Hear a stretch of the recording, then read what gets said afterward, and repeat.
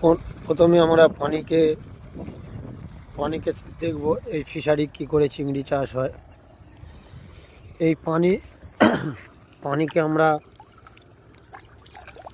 আমরা মুখে দিয়ে দেখব পানি হালকা নোনা আছে কিনা। এই পানিকে প্রথমে শুধু করা হবে। যদি পানি ময়লা থাকে বা কোনো শ্যাতলা কালার থাকে বা গ্রিন কালার ব্লু কালার হয়ে থাকে, তাহলে পানিকে প্রথম চুন বা ব্লিচিং মেরে শোধন করতে হবে। করার পরে পানিকে চেকিং করতে হবে। পানিকে চেকিং করে দেখতে হবে পানির নোনা ঠিক আছে কি না। হালকা দুনন্তা মিষ্টির পরে আমরা পানিকে ছোট চিংড়ি সিট ছাড়া হবে। সিট ছাড়ার পরে তারপরে আমরা দেখে নেব কি ফিড কি মেডিসিন।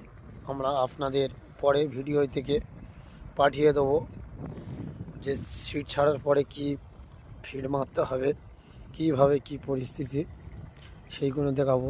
মেডিসিন ফিড সব দেখাই দেবো। আপনারা সাবস্ক্রাইব করে রাখবেন। সব চিংড়ির বিষয়ে আপনারা এই ভিডিও থেকে সব পাবেন।